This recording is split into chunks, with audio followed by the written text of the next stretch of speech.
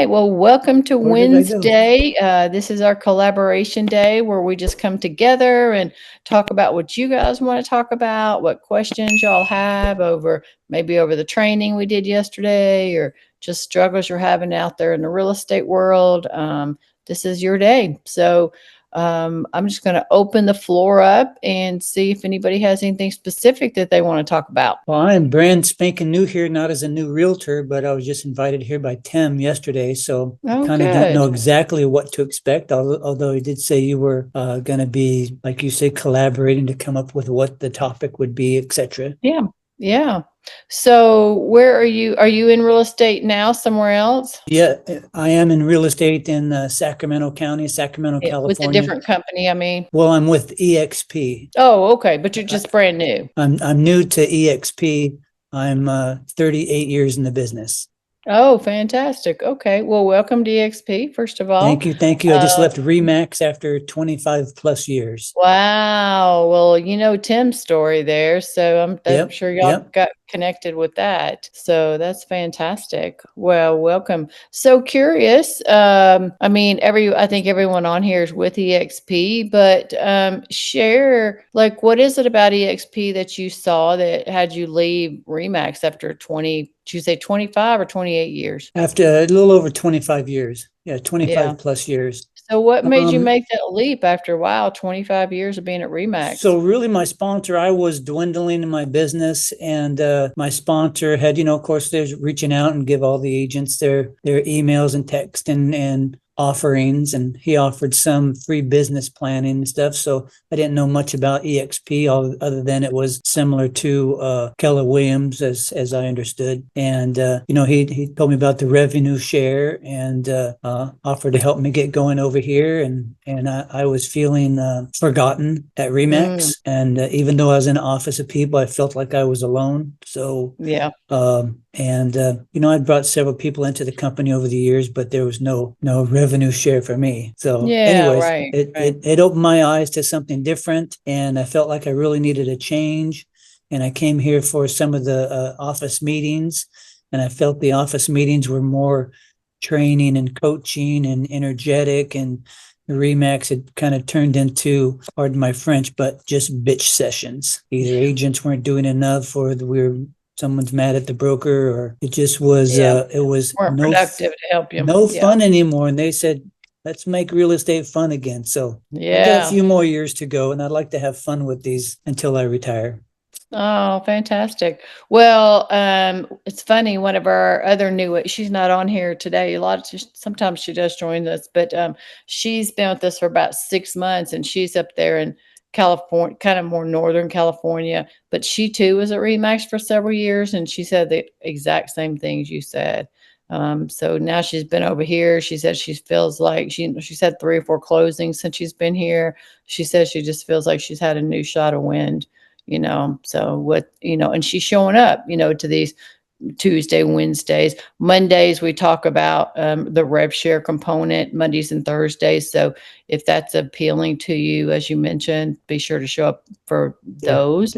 This is more I want to hear about so that I can tell others about. Yes. Yeah, absolutely. Well, Monday and Thursdays, what that's focused on. So those would be, great for you to, show up for those two sessions too. Well, anything specific that you have on your mind that you want to ask right now? Well, I'm just I'm learning. I'm kind of a caveman as far as the tech goes. So I'm learning more here from the younger crowd here. Got me on Canva doing my business card and a banner I did for an event and stuff like that. So Nice. I'm learning more.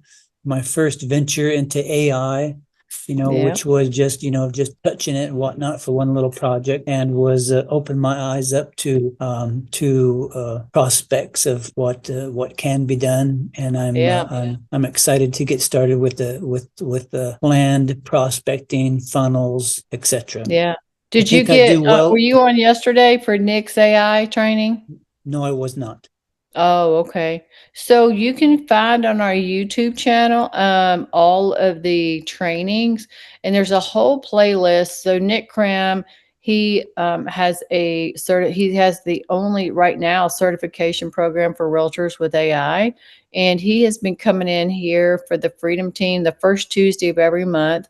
He comes and does an AI training, and we've had him for the last 11 months. I think it is. So there's a whole playlist. If you go back, if you really want to delve into learning AI, you can go back and, find his whole playlist there. I'm going to put, let me put let me put the Freedom Team, YouTube page YouTube. right here. Mhm. Thank you. And then you can, not only see his playlist, but you can, see all the trainings we record all of them. So you can go back and watch any of these trainings that you want to watch. So subscribe to the channel, and for any of y'all. And you can find Nick's, look under playlist and look under Nick Krim, and you'll see all of his trainings that he's done. So I just put that in there. Did anybody have anything specific that they wanted to chat about today? Good to have you guys and girls. Leanne, good to see you. I talked to one of your guys, Luke, last night. I don't know if she's actually there. Her camera's off. Leanne, are you actually? Oh no, her camera's on. Are you? Looks like she's muted. Okay. Yeah, no, I'm here. Yeah, I'm here. Oh, there she is. Okay. Yeah, I think it you that had Luke that came in? No, wouldn't be. Oh, okay. Then it's the other Leanne that's down there in Mississippi. Oh, there's another Leanne in Mississippi. Okay. Yeah, Leanne Leslie. Yeah. Do you Okay. know her? I don't. Okay. Awesome. Well, you'll have to connect. So, all right, guys. Well, like I said, this is your time. So what's on your hearts? What's on your mind? How's your real estate business? Any of that or anything else you want to talk about? I got my first closing with EXP just coming up. The had a property listed in a little town called Granite Bay, California, which is kind of an upper end. My first taste of almost upper end, I guess. It was listed at $1,250,000, and after 34 days on the market with barely any activity and no offers, I set up a listing price discussion with the sellers, and I sat down with them and I just repeated what our coach here at the office had said, and that is the according to National Association of Realtors, if your property's been on the market for 30 days or more with limited activities and no showings, you are at least, I'm almost repeating that word for word, you are at least 10% overpriced. So I said that to my client, and she said, "You want me to lower to 1,125,000?" I said, "I'd really like you to go lower, under 1,100,000." And her husband was right there and says, "We should have started at 985,000." Wow. And so they gave me the price drop to $255,000 price drop to 995,000, and we sold it in 2 days. And I've been in escrow for 1 week, and the buyer just called me yesterday and said, "I've gone over all the disclosures, finished all his inspections and stuff. Can we go ahead and close escrow?" Sweet. Congratulations. Hopefully we'll close escrow on Friday. Congratulations. So I hope you guys heard that, so he just quoted the NAR stats. If you've got houses sitting and they're not getting hardly any showings in that first month, then that 10% rule is a good rule to go by, to have conversations with your agents. And I like to tell my sellers that on the front end, when I'm having conversations with my sellers, like I prep them, right? I say, with stats like that. And then I also say, if on the flip side of that, if we're on the market for say 2 weeks and we get 10 or 12 showings, legitimate showings, not if we have an open house and just people come through for that, but actual legitimate showings, and we don't have an offer, then the market's telling us that we're priced too high. They're finding houses somewhere else for a better value in their mind, and we need to adjust it. So I tell them all that at the listing appointment, so that when I come to them in the middle of the listing, 2 weeks in, having several showings, no offers, they're not surprised when I say, "Look, guys, we talked about this at the listing appointment. We need to make a price adjustment here." There's a lot of I guess what's going on here is probably there too, is sellers maybe will instead of lowering their price $20,000, they might offer a credit for a buyer to buy down their interest rate, which would make a big difference. It would make a bigger difference over the long run than a $20,000 price drop. That's right. That's an option to do as well, for sure. And we see the builders doing that all over. I mean, then you can market some of that. You got to be careful quoting numbers and all in your marketing. You got to have a lot of disclaimers and disclosures on there. But if you could, just save approximately $500 a month on your payment, for this house compared to other like houses, ask me how. Right, just something generic and approximate and not exact numbers, things like that, may get people to raise their hand. A large iced coffee, please. So, that's good. Well, awesome. Congrats, Dan. Thank you. Thank you very much. So good. So good. Where'd you find these buyers? It's actually a client of mine that passed away about a year ago, and I had sold a bunch of his duplexes before he passed and whatnot, and his family called me up afterwards. We had a friendship. I was his trusted realtor. So the family, when they were ready to sell the property about 5 years later, since he had a stroke or whatnot, and then passed, they decided to call me up and invited me over for the listing. And they said they had a date of death appraisal, and the date of death appraisal came in at $1,377,000. I said, "Are you serious? That just sounds extremely high." And anyways, we came up with that $1,250,000. But then later, in a later conversation, the client, the seller, said, the appraiser said that he didn't take condition in consideration. And it was like what I called it, a 1980 mansion in an expensive place, but everything was still 1980. So nothing had been updated or anything. So it needed a good $250,000 to $500,000 makeover. Wow, interesting that the appraiser didn't take that into consideration. I know. I mean, condition, location. I would have disputed that possibly. Sounded ridiculous to me. Yeah, I don't know if that gave them some sort of tax benefit having a higher. They did say since they've sold it for so much less, they should have some sort of write-off. So that might have been something that they were planning on too. I don't know. Yeah. Well, good deal. Well, congrats on getting that sold. Yay. Thank you.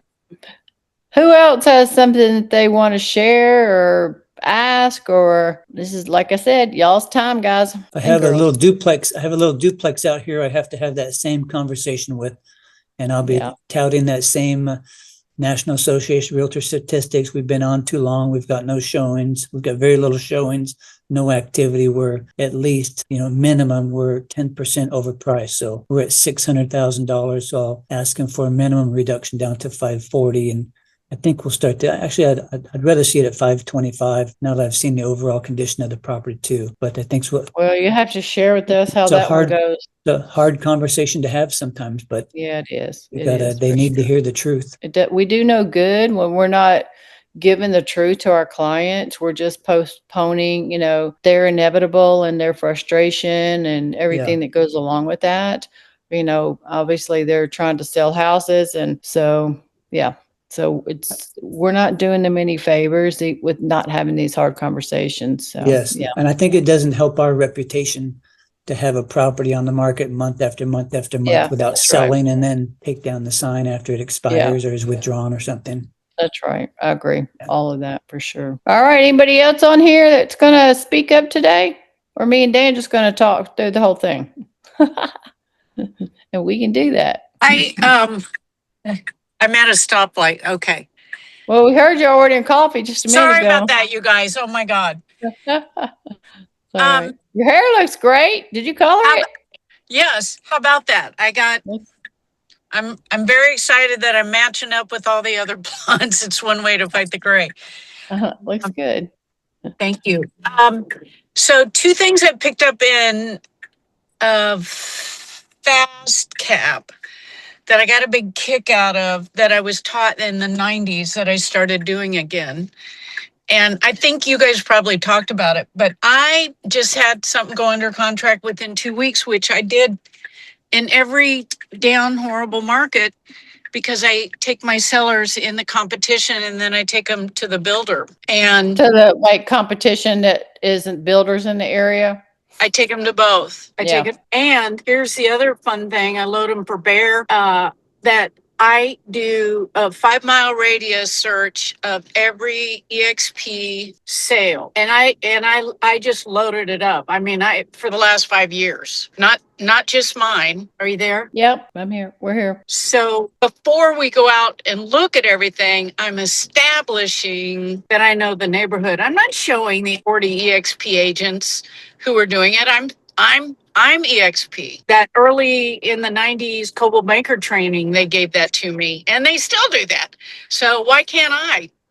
And it established so much, what's the word, posture, whatever you want to say. It established so much as I was pacing through it. It gave him an opportunity to hit the market way below what anybody humanly thought was going to happen. But that is actually his decision based on what he saw in the market. And I knew that number and he hit it.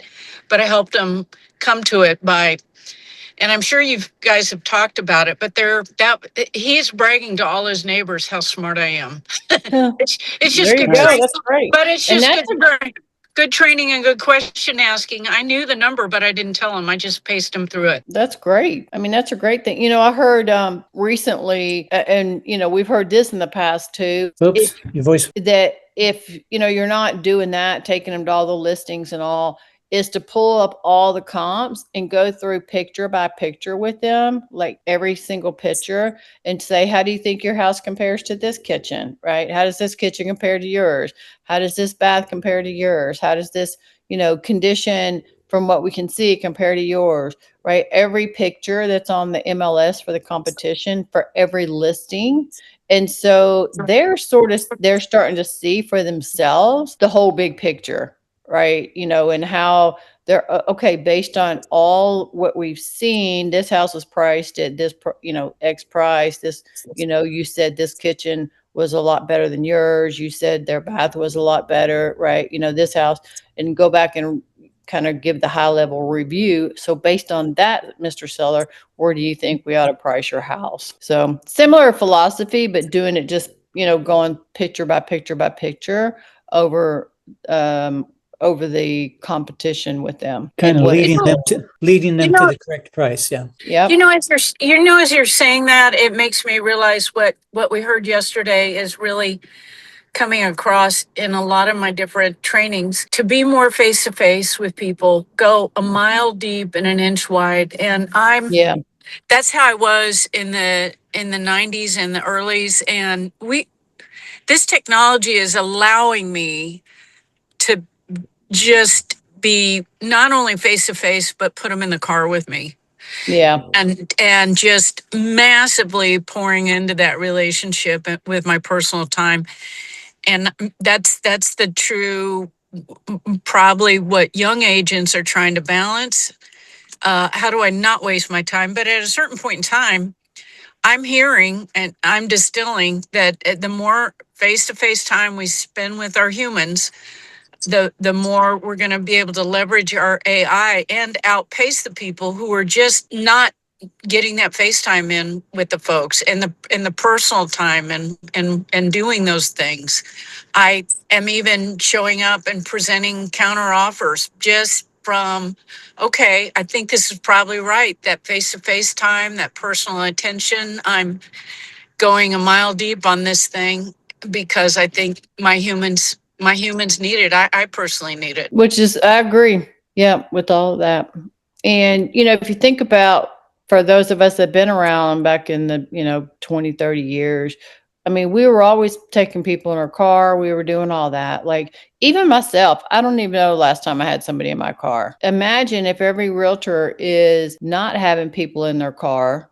I mean, or is not having people in your car. And then you're like, hey, let me come pick you up. Let's go look at these houses together and then I'll drop you off. Like, just that extra touch of service will, not everybody would want to do that. They'll look, they're like, I'd rather meet you. Okay, that's fine. But just the fact that you've offered, and then if they accept, like you just said, you have all the personal time in the car with them, right? Getting to know them better, asking them more questions, finding out like deeper needs that they're, maybe haven't had conversations with yet.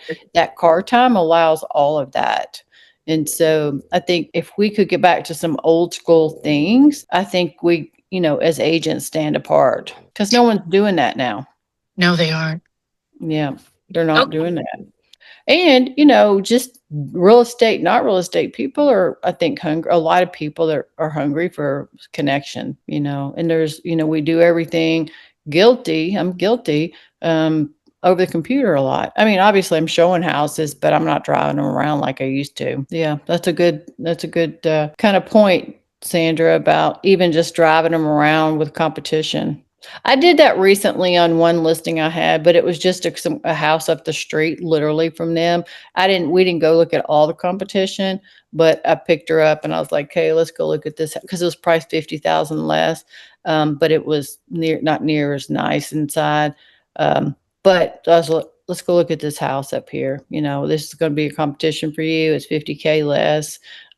So we went and looked at it, and yeah, so, so it's good to do that. Good to do that with people. Anybody else do that? Anybody else been doing any of that? Getting sort of more face to face with your people, driving around, showing them, their competition, anything like that? So I have a guy I was going to ask you guys what to do. I have a seller. He took it off the market last year after we had a full price 10,000 over offer. He had an issue over $750 to fix the sewer. And I told him it's going to cost you the sale if you don't do it. And it did. And he just wasn't ready. And he took it off the market. So he put it back on the market. I advised him because his whole thing was appraisal and price and blah, blah. So I advised him to get an appraisal. So he got an appraisal. He still priced it 10,000 over the appraisal, even though I advised him against that. Now he's lowered it to the appraised value and we still don't have an offer. So 3 weeks later, after lowering it $15,000, we still don't have an appraisal. When I first went to the appointment this year, I print up all my comps. I don't drive them around, but I print up the comps. So are you guys suggesting that I need to drive them around to these other properties? But he just first he started at wanting 220 in his pocket.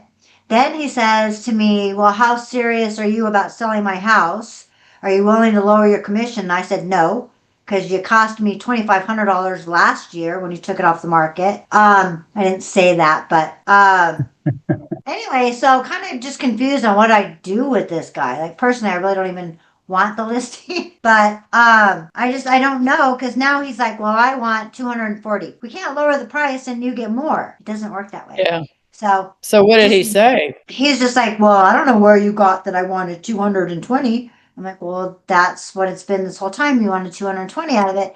Now he wants 240 out of it, but he wants to lower the price. So he's wanting me to lower my commission. I mean, it's only a $375,000 house. It's not like it's $1 million house where it's like, Now, what do you have it priced at?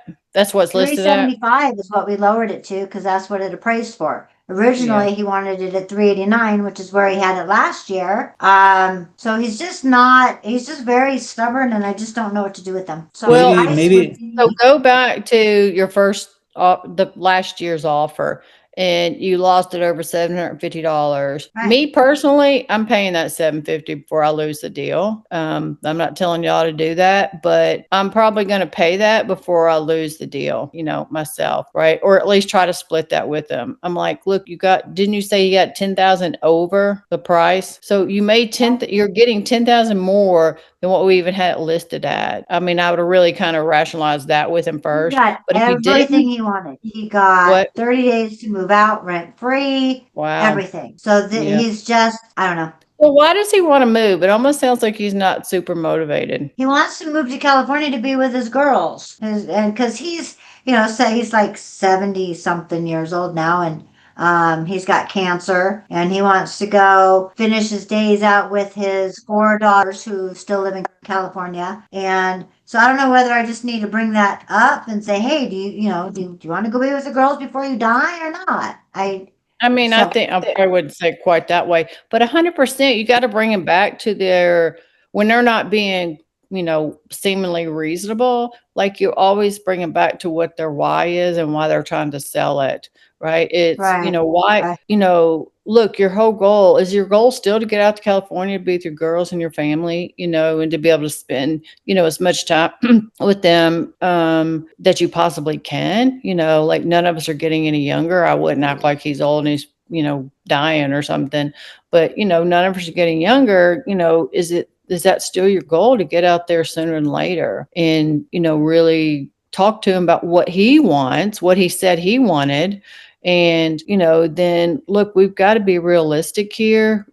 Like we've had it on the market 3 weeks. We don't have have you not had any showings or just very few? We've had 3 showing. Yeah. And that's it. How long are you willing to, postpone time getting out there to your family, and I get you want, you're wanting a certain amount and what have you. I mean, we had all that last year and then, we let it go over $750 and you were making $10,000 more, than what you even we had initially asked and you let it go. So, are you serious? How serious are you about getting out there? And if we're sitting here the same time next year, like we were last year to this year, are you okay with that? It will give you an idea on what his real motivation is. Right. And we've had somewhat that conversation, not the exact words, but I will just try to reiterate that fact. Yeah, it's a little frustrating just because he's extremely greedy. Yeah. So he's like, well, how serious are you? Because I said, are you serious? If we lower the price, are you willing to take an offer at that lower price? Well, I don't know. How serious are you about selling it? And I said, it's not my house. That's not up to me. Are you serious? And then he has to know too, every price drop, you are lowering. I mean, your commission is coming down because your commission is based on price. So yeah, the lower you go in the price, you are lowering your commission. Yeah.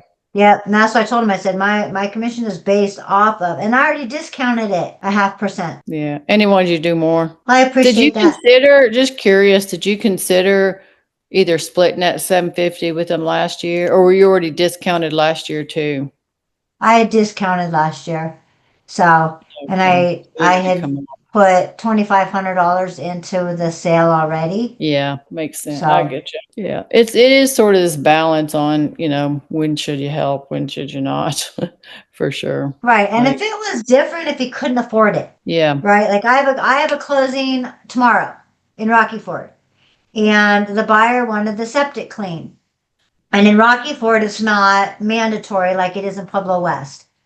In Pueblo County, it's mandatory that the seller has the septic cleaned and repaired or replaced if necessary. And so in Otero County, it's not. And I have a closing tomorrow and they literally have no money. So I discounted my commission to 2% for them to take this offer because it was a lowballed offer, but they had an offer on another house in another state. So I said, you can take it or not. And to help you guys out because they bought the house from me. They're selling it 2 years later through me. I said, I'll discount it. Well, I paid half of that septic cost. So I don't mind if it's to help somebody, but just because they're being greedy. Yeah, no. That's different for sure. Yeah. Completely different. He was just being greedy. So and I just think, does anybody else have any, she'd ask for any suggestions, any help, with this guy. So does anybody else have anything that they would do differently, other than bring him back to the reason, he says he wants to move? Any help would be to change my mindset. And I think what Sandra said would be a great thing. How are you priced comparatively, right? Showing some of the competition, like, right. Okay. What does their house look like inside versus what he has? I mean, I think that's a great idea too. And he has a very high-end house. So that's part of it too, is he's spent the last 10 years remodeling the house. So his mindset says, well, I've got a very high-end house. I mean, it should sell, but it's not. So obviously, people are finding better homes. Right. So for the value. Well, and I mean, you're not getting a ton of showings. So if you only had 3 in 3 weeks, you said it's too high. So have you called the other agents that have homes listed that are similar, that would be your competition, and just say, hey, just curious, what's the traffic been like in your house? I have not. Yeah. That's a good idea. I do that a lot if I feel sort of like, okay, the house, we have it priced right, especially based on the condition and everything else. It looks good online, because that's the first place you get to sell it, right? Is online. And if all that looks good and I'm just not getting a lot of showings, I'll call the other agents and just say, hey, just that are competition, just curious, how's your showings going? Are you getting many showings? How many showings are you getting, a week typically? Right. I mean, I would ask those Okay. questions. Because if nobody's getting showings, then it's that area or something, about that. Right. Okay. But if you call and they're like, I like oh, that. we're getting 3-4 showings a week, Right. how And are then they go with that. priced? What does their condition look like comparatively? All those things. Awesome. Thank you. Yeah. Anybody else have any other different opinion or advice? Tough to work with someone like that too. That's kind of stuck in their ways, and they want Yeah. a certain amount and don't want to budge, and kind of not Yeah. flexible. And so I think that's a good idea what you said too. Like what the other lady said about showing some of the competition, showing what Mhm. what people that would come to see your house, what's the next house they're going to look at, or what was the house they looked at just before yours? What are they comparing your house to? And Right. is he done so much to the property he feels he has to have a price higher than everybody else, or something like that, and then back to his motivation for Right. coming to California, seeing his kids, come to the home of higher Right. taxes. I wouldn't mind Which, going back to may be California. part Where I'm of it, from. what you're perceiving as greedy. He may just know, like, hey, it's going to cost a whole lot more to live, here, like live there in California, potentially. I mean, Right. And I understand that because this is his money he's got to live off of for the yeah, rest of his life in California. But we're in Pueblo, and so what he has to understand is that nobody here cares about what he has to pay in California. They're not going to pay more for the house so that he can move to California. That's Right. just not the way it works. yeah, So yeah, that's the part he's not doesn't have through his head yet. Like, well, and that's where we were at last year.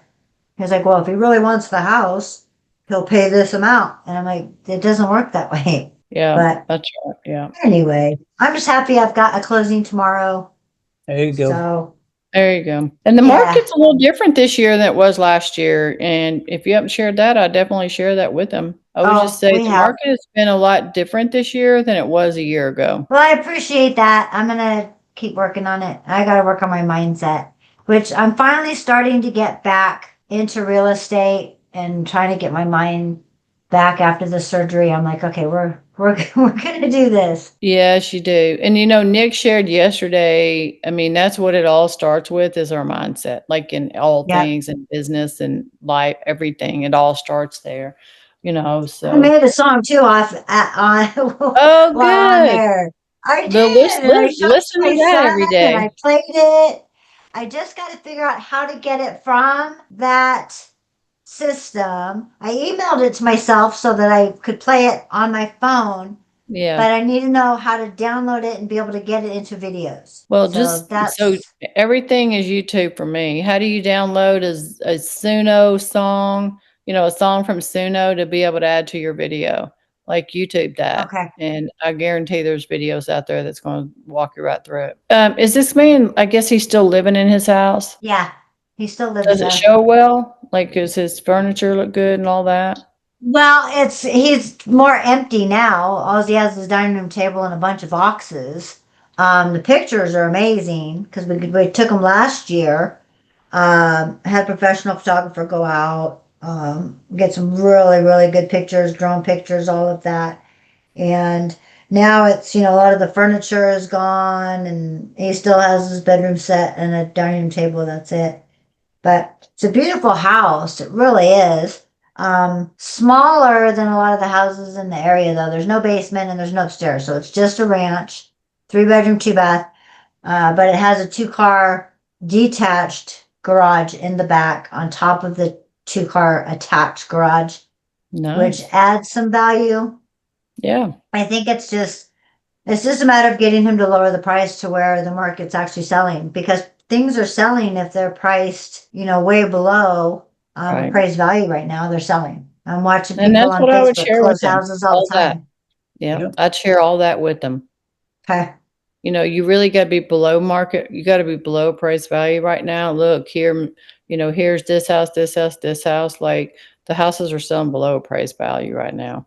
So if you're Right. really are serious about selling, then we're going to do some adjustment. And I would show them all the data, you know, to that, Okay. showing that they're selling for less than what they're been appraised for and all that. So he Okay. sees that for sure. Right.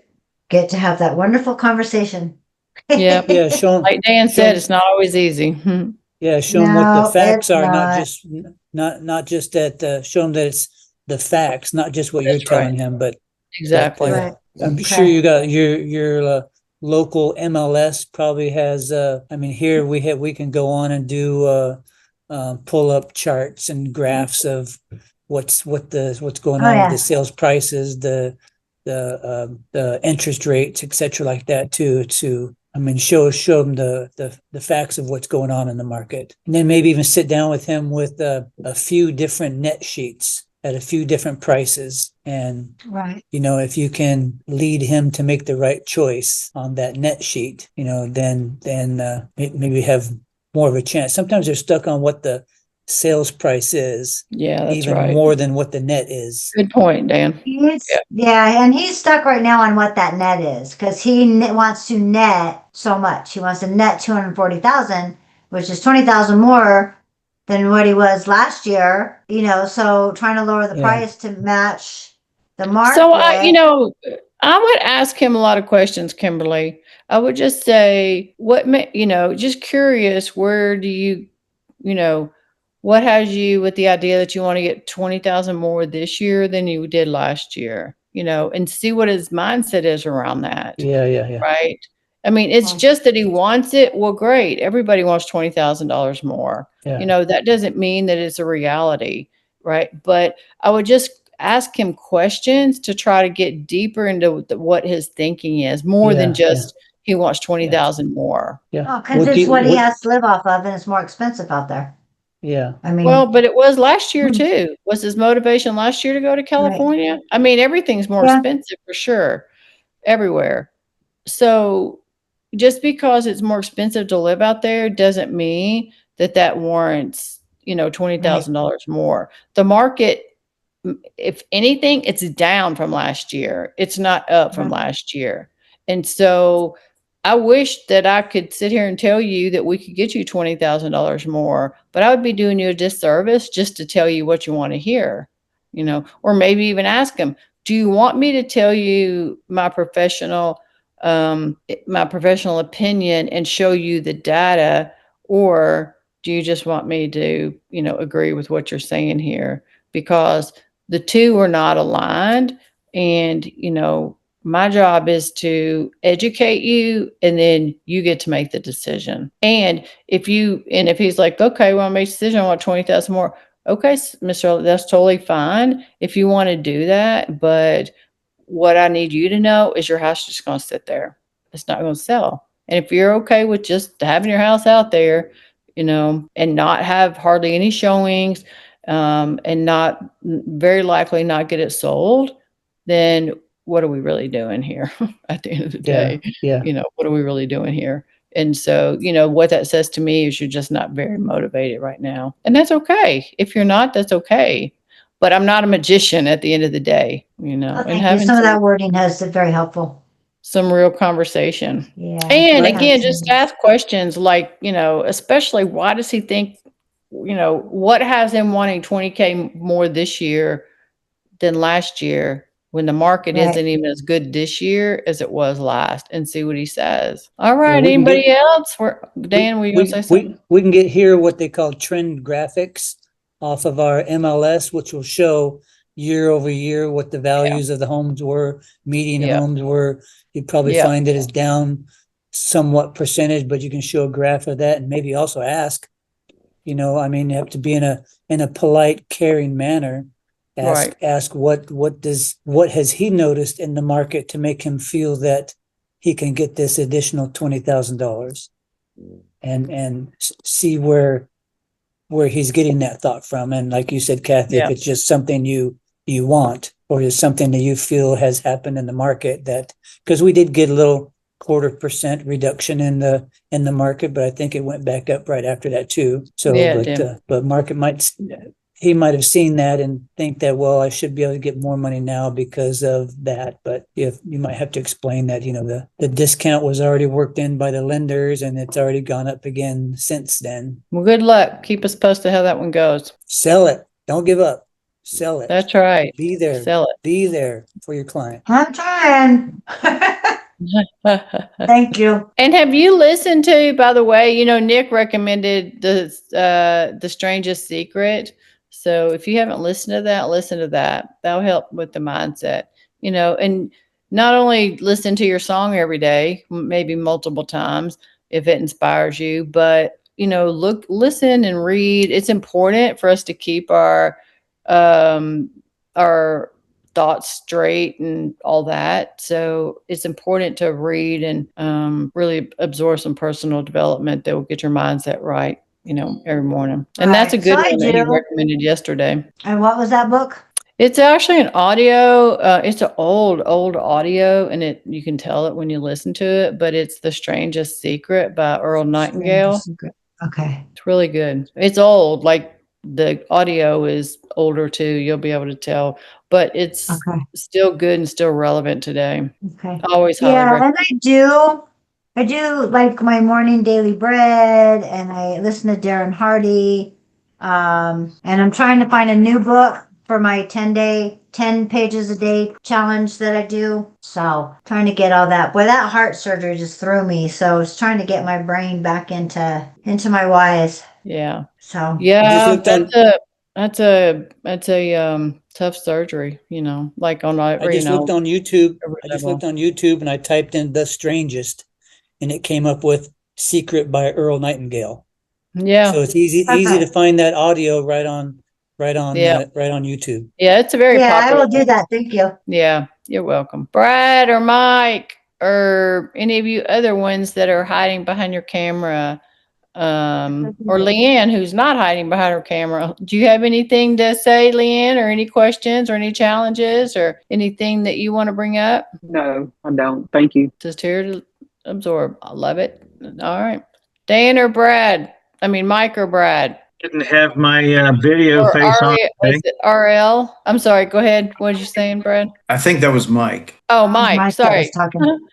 Mike, what'd you say? I just didn't have my video face on today. Okay. I'm Well, that's kidding. okay. No, I You was just don't just have your sitting here. makeup all done yet, I'm sure. I was just sitting here doing some work and listening. Okay. So no, it's just it's been good. Wanted to kind of hear what people were talking about this morning. All right. Everything going good in your world? How's your real estate moving and going? It's been a little slow at the moment. I mean, I sold off all the listings and that I had, and so I expected it always slows down right about when school starts. Yeah. That August time frame, but it seems like it's a little bit slower this year during this same time frame as it was last year. Been a very interesting market this year. Super interesting. Like, I mean, that's just the only word I can come up with for the way I feel like the market's been. It's like some of the houses here, and I've talked to a lot of realtors around here and even in some other areas. And, some of the houses that you think are priced right, show well, and you didn't think you'd have any problem selling, like there's no rhyme or reason why they're not. And then some of them that I've seen or even had listed that I thought, oh my gosh, it's going to take a little bit to sell because whatever reason sells fast. I'm like, it's so weird. Like we just had multiple scenarios of that this year that it's almost like I don't even know anymore after 26 years, like why some are selling fast and some aren't selling fast when, there's one house in particular I had listed that we had a price well below comps and the house was spectacular. Never had, any animals, any kids, anything in there that did anything to the house. And we just kept having to reduce. And we started out below the comps. Showed well, super clean, everything. And The house has been on the market 7 months and it just continued to reduce. And I mean, I feel like they're about giving the house away at this point. Kind of gotten ridiculous. So, and again, no real rhyme or reason. It's a great house built in 2018. So just a little bit crazy, No, but I agree with that. I have been seeing that, and it seems like this year, when normally, I mean, that July time frame is really kind of gangbusters. Seems like things slowed down a little bit quicker. That where the peak was, it actually was about a month earlier this year yeah. before started to see prices slide. It's interesting here. Our summer's always busy, and I felt like our summer was a little slower, and August is usually slow. And me personally, I've been really busy since about the middle of August, which again is just interesting from what our market normally is. And so we just had a very interesting, you still got the $2 million houses selling and all. So I mean, it's still a decent, good market here. It's just very interesting. Like I said, you'll get these houses that there's no reason why they're not selling. And it just doesn't for whatever reason. So, but then you get another one, like I said, they'll sell, quickly that you thought may take a little bit. Very interesting. Brad, what you got today? Well, so I'm way farther down the pipeline than most of you guys. So I'm just doing my funnels, getting them going, and Nice. nobody answers the phone. Yeah, I know. Yeah. Is that a common thing? Nobody Yeah. answers the phone. Yep, I feel so. One guy did, and he said, "I didn't click on your ad." So, well, I didn't get your number out of thin air. So anyway, I just wondered if there was any kind of trick to it. I mean, I would, you can just shoot a video text. You can just, you get their email too with the funnels, shoot them an email. Like, some automations go out automatically, obviously, but, shoot them a video text, a personal video text. So I don't know, just some things like that. Hey, Spread Card, thanks so much for registering today. Looking forward to seeing our webinar, on Tuesday at whatever time it is. Okay. All right. I mean, Hey, and then, Brad. that will, believe it or not, it will help. There are going to be some of those still that, say, I don't know who you are. Like, I didn't click on anything to, register for a webinar. I've had that, a couple of times.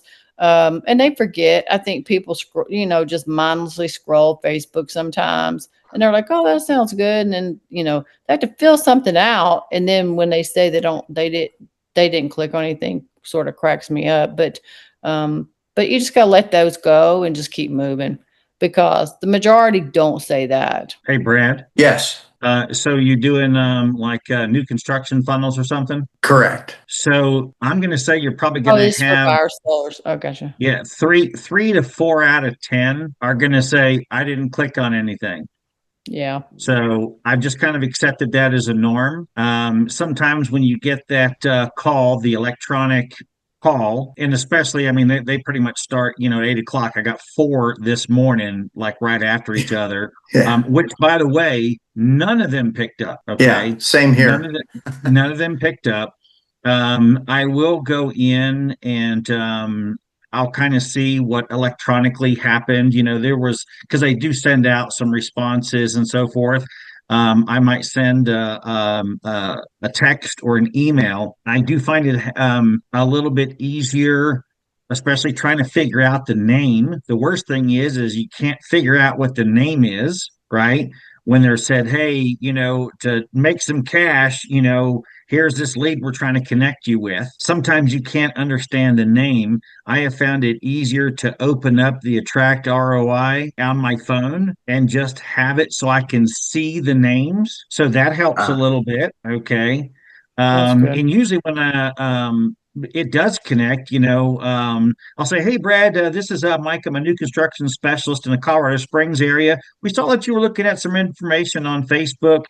Maybe you wanted some more information. So we're just reaching out to see what we can do to help you. Yep. And just Yeah. kind of go from That's there. good. Yeah. Perfect, Mike. I mean, yeah. Yeah. I'm sorry. I wasn't thinking about the buyer seller funnel. So, yeah, that's great, Mike. I mean, I would just leave a message, and what Mike just said was a perfect message just to leave. Hey, I'm a new construction specialist in the area. Just reaching out, see how I can help you. See that you had clicked on one of our ads or whatever, and just leave it that, and then That keep would on make moving. a great video message. Yeah, video message good too with that Okay. same script, that same type script. Okay. All right. Thank you. Yeah, you're welcome. Good luck. Thanks. Love to hear some good testimonials coming out of these. I'm hearing some good stuff. I mean, did y'all see Pete Garcia's testimony that he had? He really rocked with about 3 deals, I think, in his first month. So he really had a great testimony. So just keep going. I think Tim was going over some of the numbers yesterday on the new construction funnel, and came down to 100 of the organic leads that you get off the funnels and whatnot. You boils down to 1 deal, One or closed two. from that. That's right. Yeah, 1 or 2. Yeah. So you just know, okay, to get a deal, I'm probably have to make 90 or 100 calls, and just find that one, but when you find that one, it's glorious. Yep. For Just sure. keep adding to the database, and 100%, and then, email, staying in touch with them and all of that, because although some of them may not pop right now, if you're just continuing to email them and stay in front of them and giving them value, then they're going to start raising their hand. automation with drip systems, something like that too. All of that. All right, gentlemen and ladies. Well, we're just a little bit over the top of the hour. So thanks for being on today. Appreciate you guys. And Thank Brad, you. Dan, good to get to know you a little bit. And thanks for participating. And the Thank rest you. of y'all too. Thank you. All Thank right. you, everybody. Bye, y'all. Bye-bye. Bye.